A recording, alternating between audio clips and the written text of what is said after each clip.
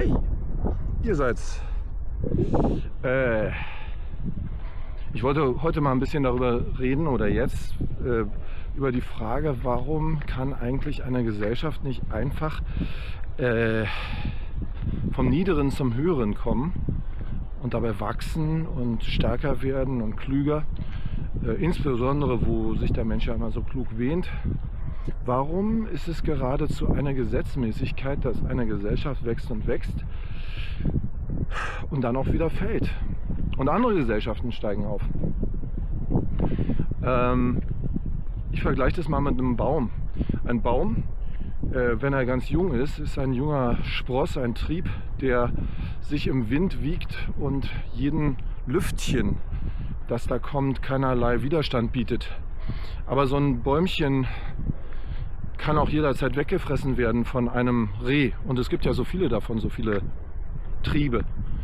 Und es hat also die Notwendigkeit zu wachsen und die Sehnsucht zu wachsen. Und es wird stärker und stärker. Es erlebt eine Blüte. Es erlebt, dass es ganz groß wird. Kein Reh kann es mehr zerstören. Und das Wachstum hört aber nicht auf. Es geht immer weiter. Und der Baum wird zu einem riesigen Koloss, verknöchert sozusagen. Die Äste werden übermächtig.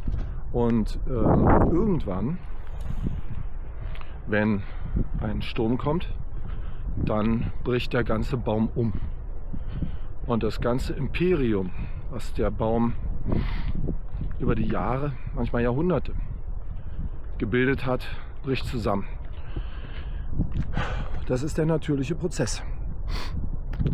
Und er scheint unabwendbar zu sein, auch für uns Menschen, die wir uns, wie gesagt, ja im Besitz aller Weisheit glauben und glauben, wir brauchen nur einfach dies oder jenes zu machen. Wir sind ja die Macher. Da ist es letzten Endes genauso. Und wir erleben, dass das, was einst zum Beispiel uns Deutsche reich gemacht hat, zurzeit gerade mehr oder weniger zusammenbricht, würde ich sagen. Warum ist das so? Warum kann man nicht einfach sagen, halt, stopp, wir kehren um? Das könnte man jetzt von vielen, vielen Richtungen beleuchten. Ich habe das jetzt mal sozusagen philosophisch mit dem Baum gemacht. Es ist einfach so, dass sich das Bewusstsein ändert im Laufe der Zeit. Nicht sofort, sondern das ist ein Prozess, der geht über viele Jahre. Und ich will mal zurückkommen nach dem Krieg. Nach dem Zweiten Weltkrieg war ja Deutschland ein ganz armes Land. Die Leute hatten zum Teil kein Dach über dem Kopf und waren heimatlos zum Teil. Und Geld war nicht da. Eine Regierung musste her, aber es war wenig Geld da. Die Regierung war demzufolge sehr, sehr klein. Sie hat sich überlegt, was können wir machen. Der Ludwig Erhard, der hat damals gesagt, der hatte damals die Lösung. Der hatte gesagt, wir müssen die Wirtschaft freigeben, obwohl alle gesagt haben, inklusive der Besatzungsmächte, wir müssen die Preise kontrollieren und so. Der hat gesagt, nee, wir lassen die Preise einfach die Preise sein. Und was die Leute haben wollen, das sollen sie halt dran schreiben an ihre Artikel. Und plötzlich, nachdem diese Politik bekannt wurde, waren wieder Artikel in den Läden da und man konnte kaufen. Das war ja überhaupt das Tolle am Westen, auch aus der Sicht des Ostens. Ne? Also ich bin ja im Osten groß geworden und ich kann nur sagen, das war also im Osten immer eine Mangelwirtschaft und eine recht deprimierende Sache, wenn du dich um jede Kleinigkeit bemühen musst, die quasi nicht einfach einen Preistag dran hat, sondern eine, was weiß ich, du musstest eine Flasche Schnaps hingeben, damit du dies oder jenes bekommst. Du musstest eine Flasche Schnaps hingeben oder irgendwie eine Kiste Erdbeeren oder irgend sowas, wenn du eine Wohnung haben wolltest. Ne? Du hattest einen Wohnberechtigungsschein, der berechtigte dich irgendwie zum Wohnen, aber du hattest noch keine Wohnung, so ungefähr. Um jedes Einzelne zu bekommen, musstest du jemandem irgendwas geben, unabhängig vom Geld. Das Geld war nicht viel wert. Und wie gesagt, da war es dann also eine riesen Erleichterung, das im Westen zu erfahren. Dort war alles vorhanden. Und das ist eben doch das Wesen der Marktwirtschaft, dass es im Grunde alles gibt und geben kann, was die Menschen sich so wünschen, weil es dann auch jemanden gibt, der diesen Bedarf befriedigen möchte. Jedenfalls, dieses Konzept der Freiheit und der Rechtmäßigkeit des Besitzes und so weiter, was ja lange Zeit auch im Dritten Reich quasi negiert worden war, hatte seinen Erfolg und die Deutschen machten einen sehr rasanten Aufstieg. Und mit der Zeit änderte sich eben das Bewusstsein von einem und übrigens, was ich noch sagen wollte, auch noch ganz wichtiger Punkt, die Politiker, die damals da waren, das waren nicht die blödesten, das waren Leute, die waren durch Not und Elend in ihrem Bewusstsein sehr geschärft, das waren kluge Leute. Also zum Beispiel der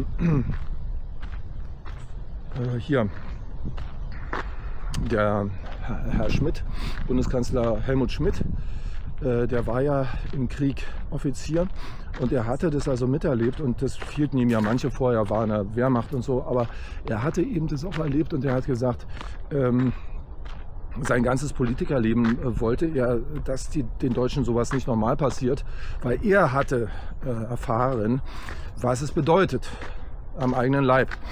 Und nun vergleiche man das mal mit den Leuten, die wir heute haben. Na, also ich will jetzt niemanden beim Namen nennen, aber ich weiß, dass einer gesagt hat, vor Atomwaffen hat er keine Angst. Das sind die Leute, die heute uns anführen. Also eine Wandlung des Bewusstseins, weg von diesem Dinge erreichen wollen, für sich ein kleines bisschen Glück erobern, ein eigenes Häuschen haben, eine eigene Familie haben, von der Heimatlosigkeit zur Heimat kommen. Das waren damals die Beweggründe. Und dann in den vielleicht 70ern oder so, oder ich denke in den 70ern gab es eine langsame Unbewegung des Bewusstseins, oder man kann es vielleicht überhaupt nicht festmachen an der Zeit, sondern das ist kontinuierlich, das geht über lange Zeiträume und schließlich kommt man an in einer Zeit, und ein Bewusstsein, wo alle glauben, dass dieser Reichtum, der nun da ist, irgendwie gegeben ist. Und man muss ihn nur noch verwalten. Man braucht gar nicht mehr so viel dafür zu tun. Die Politik entwickelt, also das ist jetzt wieder so eine Sache der Finanzwirtschaft, dass wir ja eine Währung haben, die man einfach so drucken kann. Das war früher anders. Man hatte also früher die Währung eigentlich an Gold gebunden. Gold kann man nicht einfach so herstellen, sondern es wird gefunden, es wird in einem teuren Prozess gewonnen und so und hat seinen Wert als Tauschmittel. Geld hingegen, dass man von dieser Goldbindung abkoppelt, kann man jederzeit drucken. Und wie der Teufel so will, kommt dann irgendwann auch eine Theorie zustande, die sagt, dass dieses Gelddrucken völlig in Ordnung ist. Das kann man machen, das hat auch gar keinen schädlichen Einfluss. Und man nennt es, und heute bekannt, unter Modern Monetary Theory. MMT. Und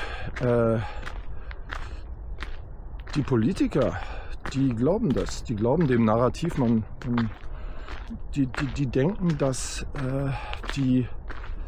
dieses Gelddrucken keine schädlichen Auswirkungen hat auf die Gesellschaft. Und wenn sie es doch denken, dann ist es ihnen wohl egal, weil das Mittel der Wahl ist, heute überhaupt den Staat zu finanzieren. Der Staat, wie der Baum, den ich vorhin erwähnte, ist also übermächtig geworden, ganz, ganz dick. Aber er hört nicht auf zu wachsen oder so, sondern legt immer noch zu und verwaltet sich sozusagen selber.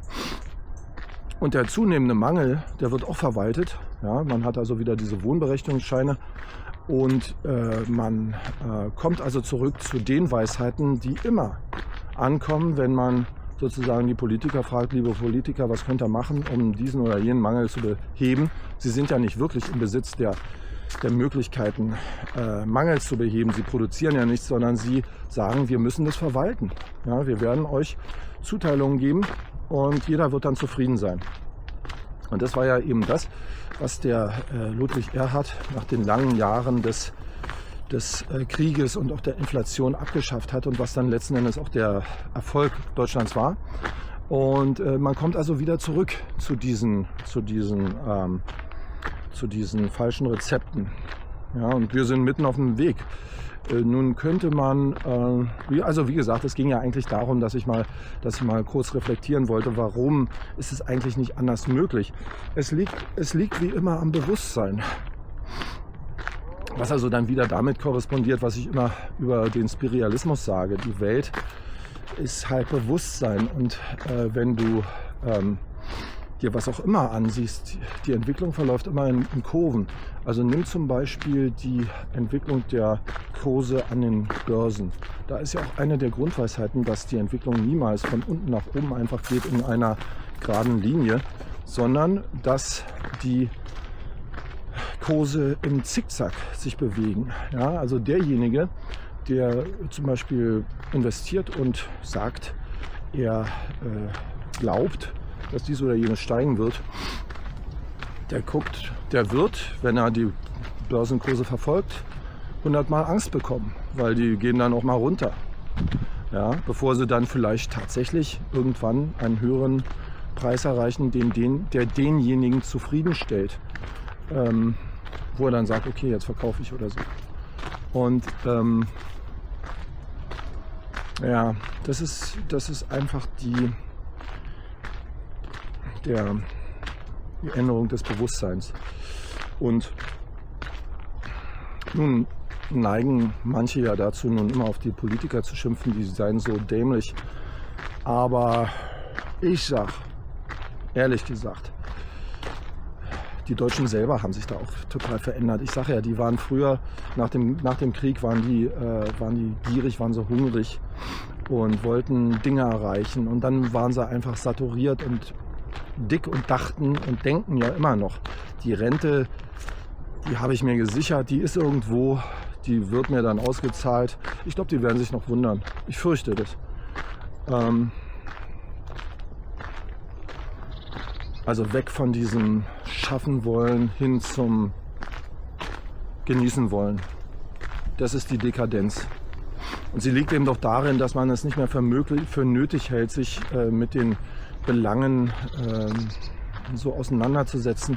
Es liegt auch daran, muss man sagen, so denke ich das manchmal, auch das Geld hat ja nicht nur eine wohltuende Wirkung, sondern es ist immer so, dass wenn du